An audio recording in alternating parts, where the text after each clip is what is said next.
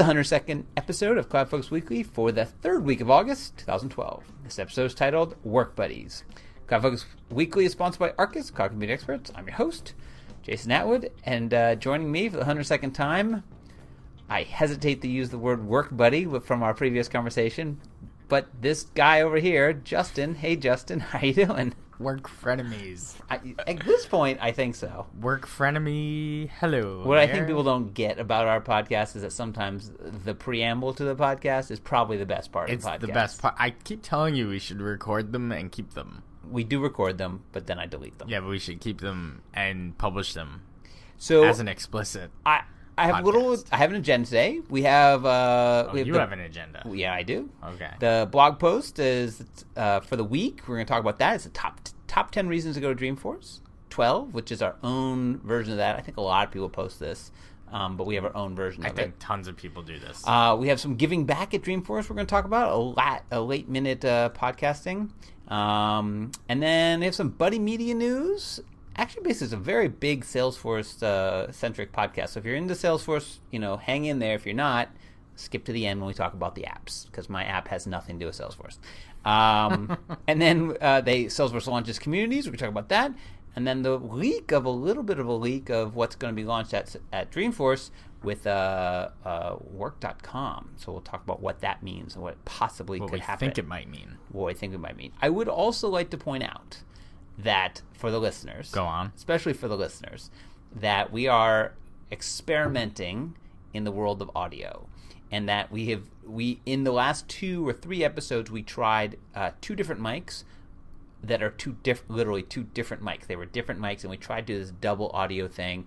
And in the last podcast, it sounded horrible. So I apologize. Well, I didn't sound horrible. Well, I'm saying the podcast sounded horrible. You I sounded great. You're less than 50% of the podcast, but yes, you sounded pretty good. So what we have done, just for you listeners out there, I'd love to have feedback on this because I think this should work, is I went out and I purchased a replica of the exact same version of the mic that you were having, that we've been podcasting with for years. We're now podcasting using identical microphones. Identical microphones, yes. Using this snazzy little cover, yes, also to prevent popping and bopping. Peas and popping. Yeah. So I'd love to have feedback. Is this working? Is anybody out there? Well, when we listened to it, it sounded like it was working. Yeah, but you never know until you actually go ahead and download it. Right on. Right. Why don't we get into this top 10? Let's go. Top 10 reasons. The blog post of the week is top 10 reasons to go to. This is the third annual version of this particular podcast that's been written by the same person. Podcast or the blog? Oh, wow. You got me. Usually you do that. Yep. The third annual top 10 reasons to go to Dreamforce, written by the partner who shall continue to remain nameless, even though he's been introduced. Even though you met him a couple podcasts back. Episode 100, by the way, episode 100, through the roof. Did it really? Downloads. Yeah. I have to go check that out. All right, so he wrote his usual post about the top 10 reasons. Why don't we each pick one? Sure. That we're interested in, looking forward to. Do you want to go first, or do you want me to go first? You always go first. I always go first. So mine's going to be his number 2, which I'm surprised is his number 2. Surprised it's not his number 1. Knowing it's... Well, he explains why it's his number 1, not his number 1, because he basically didn't want to be too much of a shill. But anyway. Well, I'm really looking forward to Tony Robbins. Tony Robbins. Yeah, and I'm not the biggest Tony Robbins fan in the world at all. I'm actually very skeptical, which is why I'm looking so much forward to it, because I really want to see it. I want to experience it, right, and know what the fuss is about. So for everybody who's been living under a complete rock, A, Tony Robbins is going to be speaking on a Friday session at Dreamforce. B, Tony Robbins is just a massive motivational speaker who has been motivational speaking for many, many years now, and helps celebrities and teams and people. Personal coach, right? Is sort of a, I guess they now call it life coach, but before it was motivational speaker. I feel like life coach is something you do very one-on-one. Motivational speaker is something you do like to millions. Well, he does both. Yes, he does both. Anywho, so one of our things is we listen to a lot of these types of things and podcasts and books, and we read a lot here at Arkus. But so one of the partners, the remain nameless partner, actually got into Tony Robbins and started really listening to a lot of his tapes and stuff, and really like takes it in and really enjoys it. So with much ado came he's actually going to be at Dreamforce, and I'm interested to see is the session, which I think it's a 2 or 3 hour session. 3 hours. 3 hour session. Is it going to be like? Is it going to be him doing him, like me doing me? I'm Tony. I'm doing TR, T-Rob, or is it going to be like T-Rob with a cloud kick? No. You think it's going to be full on T-Rob? Yeah. All right. That's what I don't think any other speaker that I've ever seen at Dreamforce, like a special speaker, has ever really like cloud kicked it. They've always kind of been themselves. Yeah. Malcolm Gladwell was himself. Yeah. Colin Powell's himself. I mean, they all try to work it in. Bill Clinton was himself. Yeah. He didn't really work anything in. Well, they do. I was actually a little disappointed with Bill Clinton. He seemed a little frazzled, like, because of the travel situation. Although we've now learned since that he's always late. That's like his thing. He's always 45 minutes late to everything he does. Like, because he's the ex-president of the United States. Anyway, so T-Rob, so what's number yours? 2. Yours should be number 4. I'm just going to throw out that number 10. Like, if you start to read this blog at blog.arkusinc.com and you see number 10, just don't worry, keep going, because number 10 is shuttle buses. And I'm like, really? Top 10 reasons? Number 10 is shuttle buses. But anyway. That's called lazy. Mine should be 4? Yeah, number 4. Number 4 is similar, is a good topic. But really my number 1 is 3. My personal reason. It's a good one. It is the thing that I enjoy the most out of Dreamforce, which is Reunion. It is, again, I've been doing Salesforce work for a long, long time. I've worked with Salesforce for a long, long time in a lot of different capacities. And it turns into this great big, like, hey, how you doing? And with clients, with prospects, with Salesforce people, it's a lot of fun. It's draining, but it's a lot of fun. So that to me is like the fun part, is like seeing, listeners of the podcast who know we don't see very often. That was a lot of fun last year when people would come over and say hi and that they listen. Yes, that was great. Just meeting different people. And should we plug our booth? We can plug our booth, sure. All right. Well, next week your blog post is a big plug. But anyway, 334.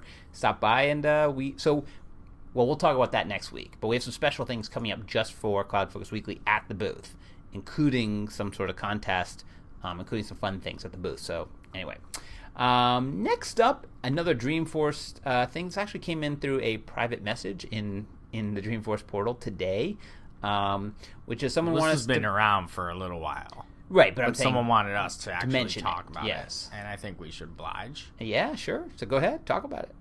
Okay. So there's a Salesforce and Friends team for a race, to a bike race to support MS. And there's a team of 145 people that have raised over $83,000 participating in the race, the Waves to Wine bike ride right after Dreamforce. And I was made aware of this a while back. I think Erica Cool, who runs the MVP community, might be participating in it, I think, and she was, raising some money. I think I donated at the time, perhaps a small amount, and then just today, Scott Hemider, I'm hoping I'm not just killing his last name. Sorry about that. Sorry, Scott, who we've met many times, and I think is with ArrowPoint, I believe, said, hey, here's this topic, thought you might give it a mention on the podcast. It's for a good cause. So a lot of people participate. It's a Salesforce team. When? So give me it's after Dreamforce. So when is that? I think it's the Sunday. Okay, so the Sunday after Dreamforce? It might be the Saturday. Not exactly sure, but it's called Waves to Wine. It's a bike ride. It's right after Dreamforce, and it's a charitable thing that's going on around the conference. Right. And again, there's a team that has been put together, Salesforce and Friends, that includes 145 people that have raised over $83,000 so far for MS. I donated again today. Yeah. I was like, we're going to talk about this again. I may as well just go back. Anytime someone says, hey, here's a link, it's easy enough to go donate, right? Sounds like a very familiar theory on gift giving. Yeah. But yeah, so anyway, know about it. Go donate. The URL is really long. There's a long URL. I'm not going to give it. But there's a chatter group in the Dreamforce portal. Go find it. There's a Facebook group too if you want to dig into it. Excellent. So look for the Waves to Wine bike ride in San Francisco. You can probably Google that and find it. Look for the Salesforce and Friends group or team to donate to that team. Start your own team. Join the team if you want to ride in the race and raise some money for MS. It's a good great. cause. Yeah. Great. Well, and speaking of... And we look forward to seeing Scott because I think our booths are going to be somewhat close to each other on the floor. We're booth buddies? We're booth buddies. Excellent. And we look forward to seeing him because I think he's one of the guys who came over last year and said hello. Yeah. So we love that. Yeah, we do. Hopefully we will be at the booth, and we will try to publish that as part of our thing. We'll tell when we are going to be at the booth. Yeah. We also have other commitments, as we've talked about. We're both speaking, so more in that next week. Next week, because we have in the blog post and on the podcast we'll cover that as well. Speaking of buddies, yeah. So this is kind of sort of old but new news, which is the Buddy Media purchase by Salesforce is now officially official. So it went through, it was approved, and it's now an official thing. It's kind of interesting in that obviously before Dreamforce, you're getting a little bit of what are they going to talk about it, what's the keynote's going to be about. I think this is, as I remember from years past, Heroku was purchased, literally they announced it the day of. So it was a press release that morning. And they then talked about it a lot. In fact, they got their own cloud, as I remember. Right. Yeah, and they got their own little section in the front, section. Too. So my guess is that this is going to be a big thing. Question for you. Do you think this is something that happens with Radiant 6, or do you think that Buddy Media and Radiant 6, do you think they're are they building into one thing, or is this do you think Radiant 6 has the features of Buddy Media? Do you think that Buddy Media and Radiant 6 exist solely separate like they do today, like Radiant 6 as we know, because we've talked about it on the podcast, and we're actually making headway into actually playing with the broad, right? We are. So thank you for that. But it's very separate. Is very separate from Salesforce. Yes, they work for Salesforce, and yes, the logo has Salesforce in it. Have you logged into the Radiant 6 instance that has been provided to us? Have you played around? Yes, have you created some stuff? Yes, I've done the same. It's a totally different world. It's a totally different world. It's a different animal. Let's just say I'm doing training next week. Yeah, me too. And it's kind of funny that this is all happening at one time. One of our customers is looking to purchase Radiant 6 as part of their implementation and wanted me to sit in on their sales call. Oh, yeah. So it was fun to actually sit in on a Radiant 6 sales call. Got to see some of the things that they talk about, and like what a really nice high-end demo polished looking Radiant 6 implementation could look like, because they obviously they do a lot of discovery beforehand, ask you like what topics, what's your brand, who are your competitors, blah blah blah blah blah. My initial take after doing a good 30 minutes of playing around with it, and again maybe it was my first 30 minutes into Salesforce, felt this way, but there's a lot in there. It's not exactly like easy peasy, just set it up. It's got some complexity to it. It's not plug and play, so to speak. It's not start your 30-day trial and then sign up. It's you need to know what this thing does. You need to have, and I think even more than that, and we're kind of rat holing on to Radiant 6, but you need to understand what you're trying to accomplish with Radiant 6. As opposed to Salesforce, in a lot of senses, it's like, I guess people say, hey, I want to track my customers. Okay, that's what I'm trying to accomplish. You got to be much more specific, because you can't just go Radiant 6, I want to join the social. It's like, no. Did you find that anything that you put together was of any value? I got some things to work, but again, I think my problem was I didn't have a goal. Well, that was what I was saying. Did you get anything that, like, I got some things to work too. Yeah. Like, I got my river of news to work, and it was pulling in things. It was just not pulling in things of any value, like where I was trying to get to a specific point. Right. Like I could not, and I think that this is like sort of the secret sauce and the art of this. The art of Radiant 6. Yeah, is that it's not a science like configure workflow trigger whatever. It's query or right. This or that, include this, exclude that. Like, I couldn't get it to give me what I really wanted. Although I then like went out to Twitter and started tweeting things with some of the words that I wanted to see show up, and they were showing up in my river of news, which was good. I knew it was working. And then I did some graphs and some sentiment stuff. But to get back to your original question of Buddy and Radiant 6, I don't really know enough about Buddy Media and what it does. I feel like Buddy Media is way bigger than Radiant 6, and at some point Radiant 6 will be part of the Buddy Media arsenal. And really? At some point the whole thing will be just part of the Salesforce arsenal. I don't think they're going to do that. I really have and maybe after years and years we'll look back, but I have a feeling that this is part of their new strategy of really leaving these things as very separate. I'm not sure it works. I mean, I've been on the sales call with Salesforce and Data.com people, and I can tell you most of my clients get kind of confused by it. They're like, well, wait, what is Data.com Salesforce or Salesforce Data.com? And then you got two different people with two different email addresses and two different presentations, and here's what we do and here's what they do. And like, well, it's really, I mean, for the client, it's a tab, right? It's a tab. It has licenses, but it's a tab. So it's kind of like saying, if you had a separate company selling full mobile, it's like, because it's a different license that you can add on. I'm not sure that model works. Again, my clients have been confused about it, and they're the smartest, best clients on the planet. So then, how else, whatever. But I feel like I think they're going to keep them separate. I wish they would build them a little bit more. I think they're just so separate companies. It's hard to combine them.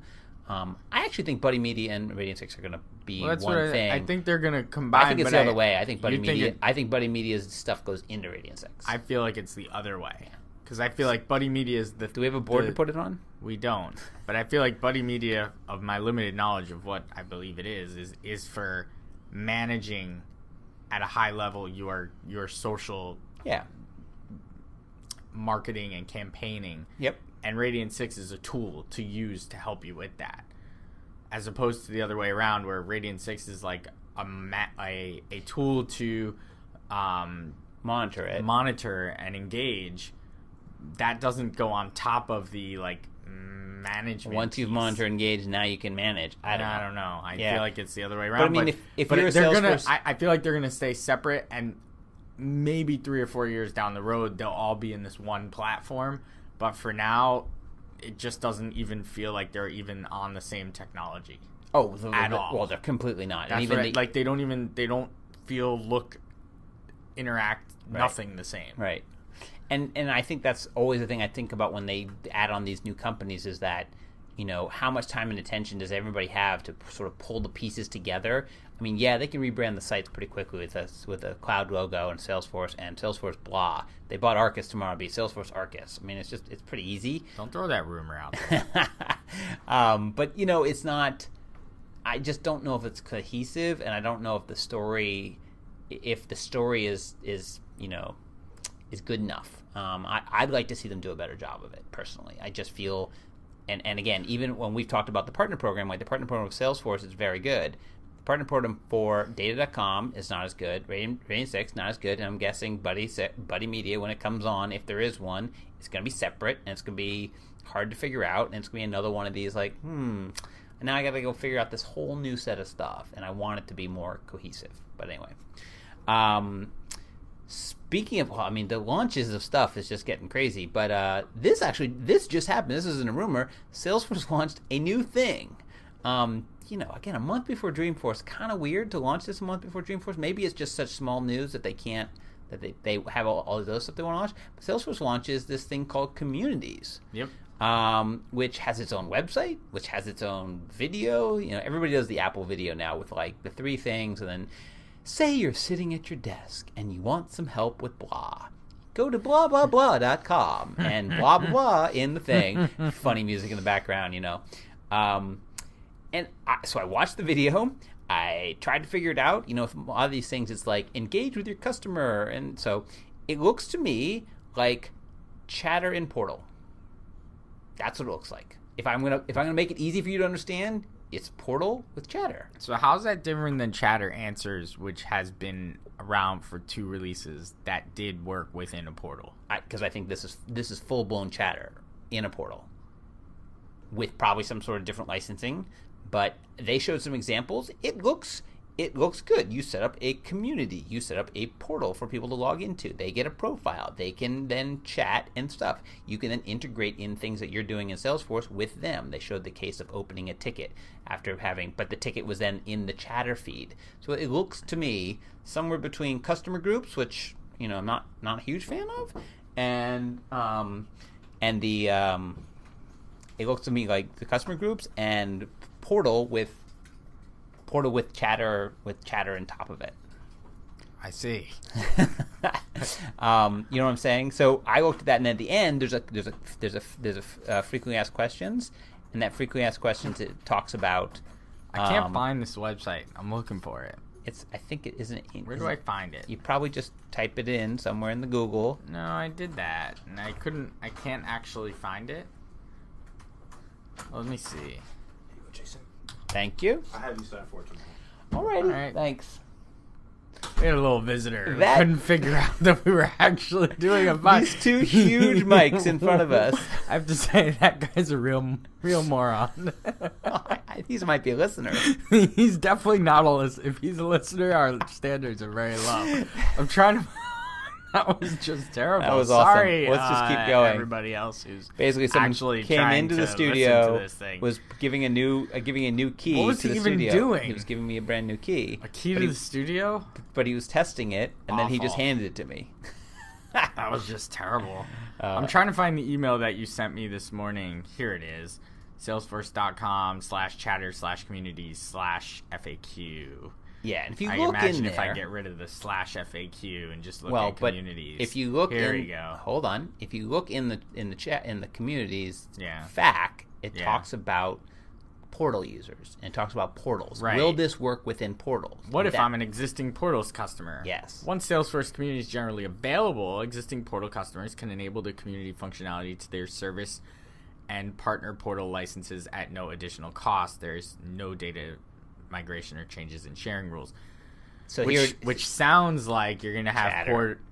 Portal with Chatter in it. Yeah, and which you know is what? fantastic. And you know what they're doing? They're renaming Chatter. You think? Yep, that's exactly what that is. It's saying It's just gonna be called Communities? maybe in the portal world it's called communities, but think about it. It doesn't, and this is where my mind went. I was like, why would they just not call it Chatter with Wetter? A, there's probably some licensing around it. B, they said no additional cost. It's coming in 2013, so don't get too excited about it. Second half of this is the thing you're gonna see on stage this Dreamforce, Right. and then have launch next Dreamforce. Yeah, This is that thing. I guess That but, thing that always happens. But then why'd they announce it so early? Because it's gonna be in pilot at Dreamforce. You'll sign up for a There pilot. will be a pilot. Yeah. No, someone will already be using it, like Burberry or somebody, like we always see, right? Someone Will they flip it? Maybe they'll be flipping it on the stage. Someone will be on the stage, Yes. showing off their Salesforce community. Oh yeah, GE has In it. pilot. There's already an example. of it. Done. Yeah. There it is. It's Yep. in pilot, Yep. but you can't touch it for another year. Right. Kind Yeah. of like the site.com. Like, Right. They had live sites Right. out there showing it, but you never got to touch it for another year. So, I mean, two things about it. One, Portal makes it exciting. Portal makes it exciting, and I think the sort of renaming it, because I actually was on with, now this person will remain totally I was on with the Salesforce AE the other day, Yeah. and they kind of made the comment about Chatter, saying it's, talking to someone saying it's kind of a silly name. And I thought, ooh, don't let anybody hear you say that, but it is kind of a silly name. I mean, I don't have any stock in CRM. It's kind of a silly name. Chatter is a silly name. It doesn't, there I said it. Come get me. They're listening. But They're engaged. But communities, okay, I kind of get that. And you could, so I ask you, do you think they would rebrand Chatter as communities? No, I think there's enough equity built up in Chatter at this point that renaming it, just like Salesforce.com is still Salesforce.com. Yeah, but that's the name of a company. That's different than a product. They've renamed products 17 times from I don't Sideways. know. I don't think they'll rebrand Chatter. I think they've built up quite a bit of equity in Chatter. I think you'll see them go Chatter Communities.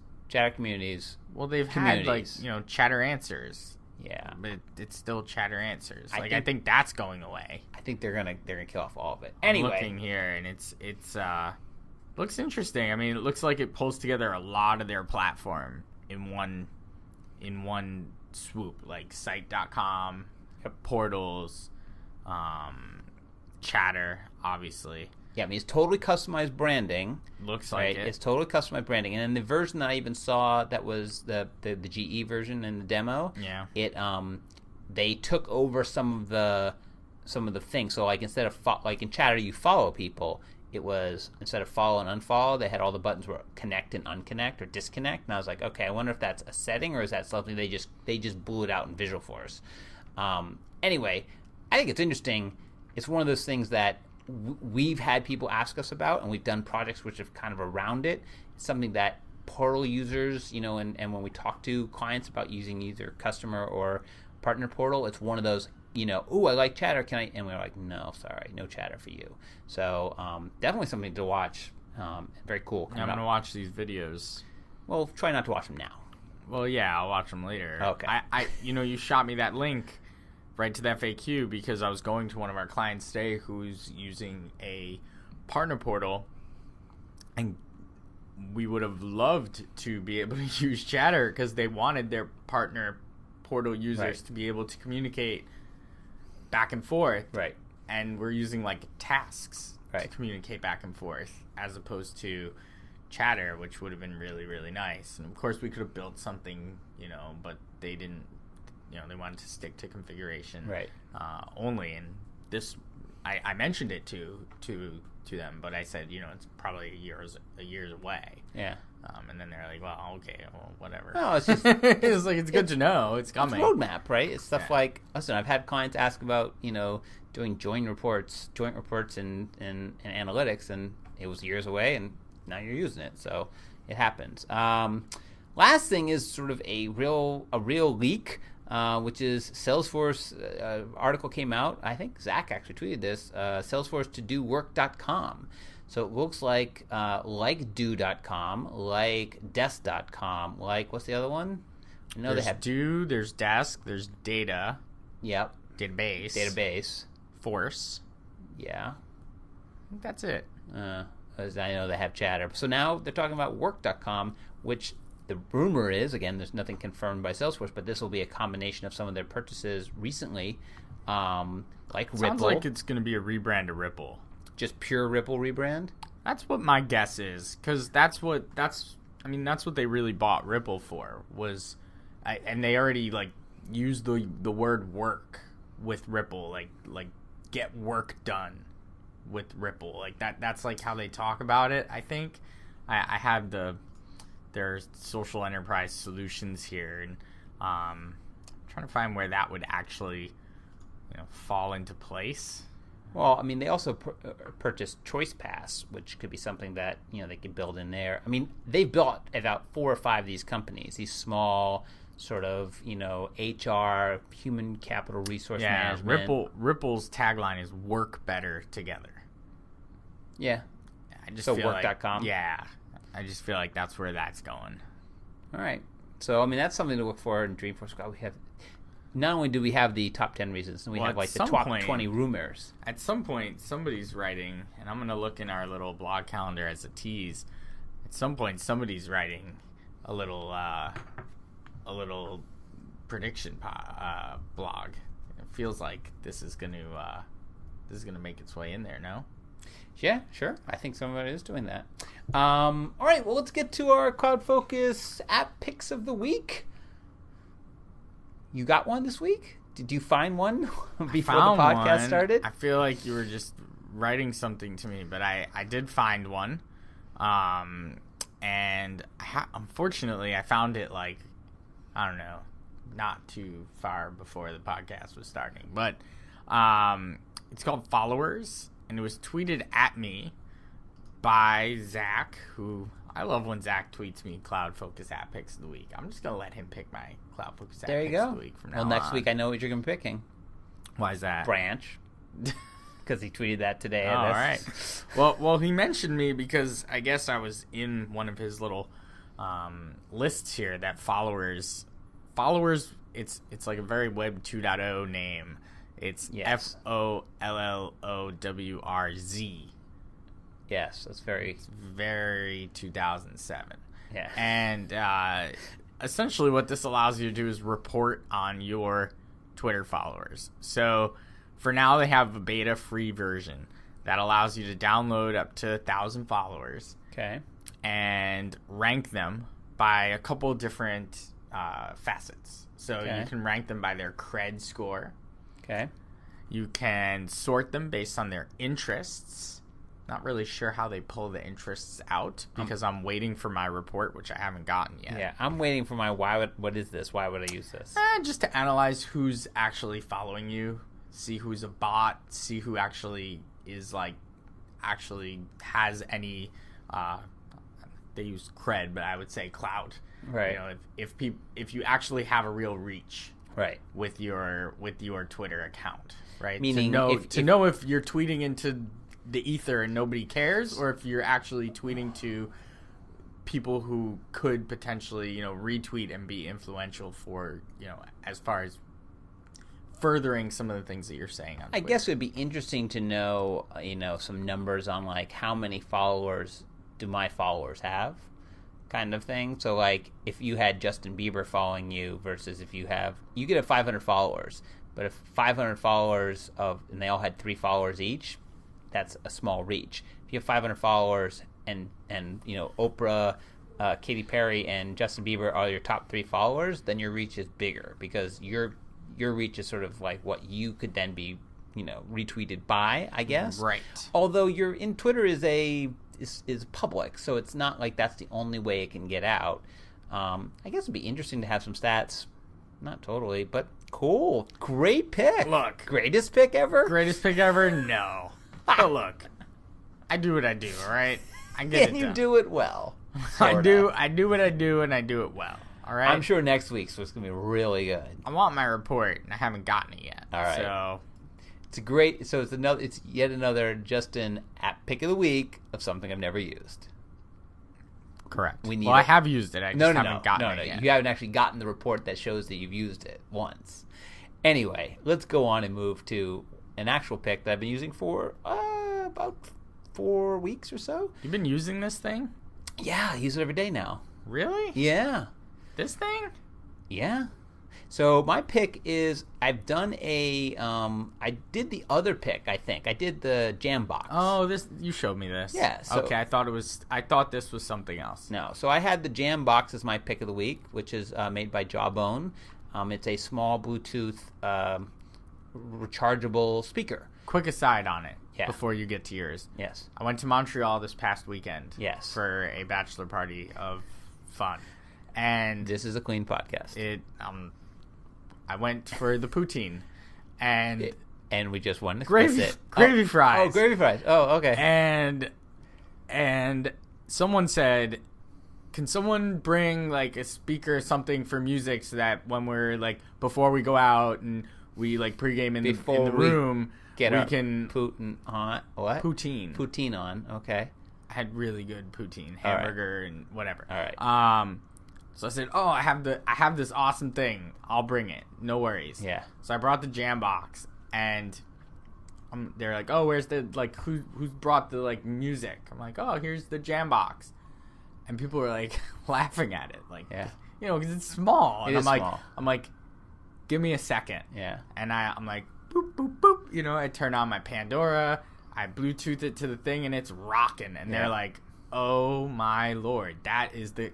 3 people were like, "I'm buying that." Yep. Until they find the price. Then they're like, "Ooh, I'm not buying No, it." even then they were Really? like, "No," because I told them like, not only is this a great speaker and it works, but it's also now a phone. Right. Like it's a speaker phone. You can do a speaker it's really phone. really great. So I think I sold a few Jamboxes this weekend. Nice. So I have a Jambox and I like it, and I actually brought it to work. So I've noticed. I leave it here now at work. It's a little bit too big to bring back and forth every day. It's like It is. It's not kind of it doesn't travel that well. No. So I basically been looking for another one, and I thought, oh, I'll just buy another Jambox. And I said, well, let me look around. And this one actually hit Uncrate. By the way, I could make that. I should make that one of my Uncrate. Anything that hits Uncrate. I've spent so much money. Forget it. Just based on the things that go on Uncrate. It's unbelievable. Whenever I need to buy a gift for a guy, I go on Uncrate and just look at the last couple months and guarantee find at least 4 things. Yeah, and then I buy 3 of them. Yeah. So this is sort of a competitor, but the reason I bought it sort of not directly because it's a little different. It's called the Philips Shockbox. So it's made by Philips. It's $170. I think it's even more than the Jambox, which can be imagined. Well, I think it's right in that same thing. So it's a wireless Bluetooth speaker. What's different about this one, if you've seen all these things, and actually this one's in the Apple Store, which is interesting. If you go in the Apple Store, they have a version of it sitting right out there in the accessories. So it's kind of, I don't know if they have the Jambox and this, the only 2 wireless Bluetooth speakers they have. It's kind of rugged. It has like rubber around it, and it's kind of cylindrical. So there's a couple neat things about it. One, it works and sounds great. That's neat. It's rubberized, so they say it's splash proof. So a lot of the stuff is about it being like they show it. There's a hook on it, so you can like hook it to yourself. So they have people like hiking and having it hooked to themselves. Well, you take this to the beach, don't you? I've taken this to the beach, and you hook it to like the beach chair or the umbrella or something. Yeah, so yes, you couldn't throw it in the tub, but it could take some water flying on or some sand or whatever. That's nice about it. And then the other thing that it does really, really well is you can stand it up. It can sit down, like sort of, on its side. It can also stand up on the edge. And what's then cool is you can have 2 of them, and they will become stereo speakers. Yeah, so that was the really cool part that you were telling me about. You can put 2 of them, and then they become stereo speakers. So with sort of great sound, all Bluetooth. It also can recharge your iPhone. So it can actually has enough battery that it can recharge out, which is cool. Anyway, I mean, it does almost everything. The Jambox is much better in terms of all the stuff it can do. It has computers and stuff that you can connect it up, and it does all this stuff. And when we first got them, yeah, I started playing around with the Jambox. I'm like, oh, I'm gonna like do all this stuff with it. No, I just use it for 2 things: listening to music as a speaker, and using it as a conference line or a speakerphone for my iPhone, because the speakerphone on the iPhone, as everyone knows, is really just no and good. This can really, and the Jambox I think does that better. I think this can do that. I'll tell you what's really great about it is these speakers. So if you're going to get a Bluetooth speaker, is like when you're traveling or when you're traveling, you want to sound, or when you're watching, like if you really like to watch stuff in bed on the iPad, the speaker on the iPad's not good and it's directionally to the side. So I tell you, I put it right in the bottom of this thing. I set up the little iPad. We were traveling recently, and I think we were watching Deadwood on HBO Go wirelessly in the hotel room, and it was great. It just sounds great. Oh, and the other thing I love about it is that instead of having a touch up and down for sound, the Jambox has buttons. Jambox has that. Buttons. You go boop boop boop. It goes up down. This one just has a nice knob on the side, a nice feeling knob that you can turn. Whoa, how much is this setting me back? Did you say yet? This is $170. That's pretty costly. It's pretty costly. And again, if you already have a Jambox, it's like, why would I want one of these? And we've already picked the Jambox, and we've already blessed the Jambox as the thing. I'm blessing this one as your other thing, and the one that you want to take if you go camping. So this is the thing where if you buy this one, so you wouldn't buy 2 Jamboxes, but you might buy 2 of these, because then you can use it as a stereo. As a stereo, yeah. You might buy 2 of these. Yes, and they come in white and black. That's it. Oh. All right, so it's the Philips Shockbox, SHOQBOX. Again, we'll put it in the podcasting notes. We have a new URL, by the way. We do? CloudFocus Weekly. You can go to cloudfocusweekly.com. Really? Yeah, it works. CloudFocusWeekly.com. You can get it goes right to the website. I'm doing that right now. All of the look at that, things listed right now. Nice new logo. Oh yes, and our nice new logo, which is probably going to change in the next day or 2. I still like it. Remember to go to blog.arkusinc.com. I'm very hairy in our logo. Yeah, well, that was a hairy point of your life. I kind of need a new picture. No, I don't know if my hair is ever going to be like that again. The other day it was just like that. the other day. Yeah, the My bottom part. hair? Yeah. Oh, your hair as My opposed to your hair. beard. My hair goes in cycles, though. During the summer, I like to shave it, my head, and then in the winter, I let it grow. So there you go. As long as it can grow, I'm going to let it grow. As someone who's follically challenged, I hear you. Yeah. And hate you. Remember to go to blog.arkusinc.com. You can comment on the blog post, and all the podcasts are there. We're at Arkus Inc., at Jason M. Atwood, and at Just Edelstein on the big Twitter there. We're also in the Dreamforce portal. There is a Dreamforce portal fan group, or I guess group, or portal group now for CloudFocus Weekly, where we'll post everything there. So if that's your social network of choice, go there. We're on Google+.